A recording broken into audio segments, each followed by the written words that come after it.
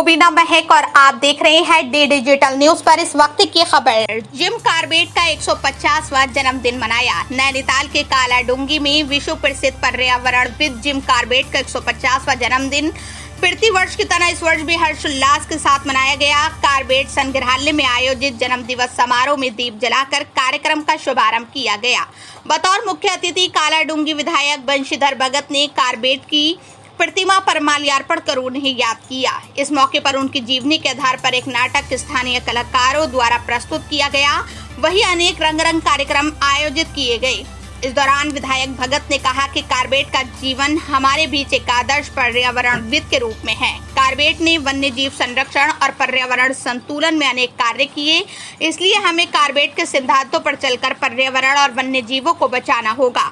इस दौरान विशिष्ट अतिथि के रूप में हल्द्वानी महापौर गजराज सिंह बीच ने कहा, जिम कॉर्बेट के भारत प्रेम को भूला नहीं जा सकता। इस दौरान कॉर्बेट की जीवनी नाटक डायरेक्टर मुकेश नैनवाल ने कॉर्बेट के बसाए गांव छोटी हल्द्वानी के ग्रामीणों को उनके बताए मार्गों पर चलकर पर्यावरण संरक्षण में योगदान देने की अपील की।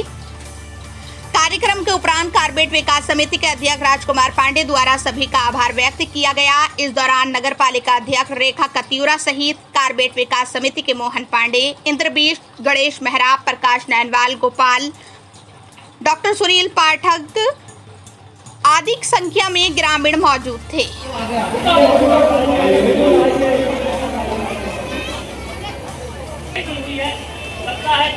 एक व्यक्ति तो इस भारत के बाहर पैदा होता है और उसके लिए आज 150 साल के बाद भी कोई यहाँ पर लोग जुटे हुए हैं, उसके जन्म दिवस को मना रहे हैं। निश्चित रूप से जो उन्होंने काम किए, जो उन्होंने पर्यावरण संरक्षण के लिए काम किए, आम जन के काम किए, जो उन सब के बीच में जो यहाँ पर रहे हैं, उनको केवल जन्म दिवस के रूप में ही नहीं मनाना, उनके जो उनसे प्रेरणा लेकर उन्हीं कामों को हम भी आगे को करें, यही संदेश ये कार्यक्रम देते हैं। मैं छोटी हल्द्वानी पूरे प्रदेश की जनता से निवेदन करता हूँ कि उन्हीं के अनुसार, उन्हीं के पश्चिमों में चलकर जब आगे आज संरक्षण का काम हो, चाहे बाघ संरक्षण हो, पर्यावरण संरक्षण हो, आम मेल मिलाप हो, उनके अनुसार हम करें तो तभी हम ये जयंती को सफल मान सकते हैं। जीवन से क्या सीख मिलती है?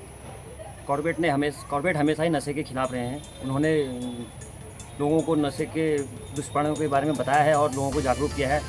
आप देख रहे थे कि नाटक में भी उन्होंने कैसे कुंवर सिंह की जान बचाई, जो खूब नशा करते थे अपने जीवन में, और कॉर्बेट से प्रेरणा लेके उन्होंने नशा छोड़ दिया था। तो मैंने कॉर्बेट की भूमिका निभाई, बहुत अच्छा रहा और इससे कुछ सीखने को मिला है। हमारे कलाकारों ने बहुत ही मेहनत करी थी इसके लिए।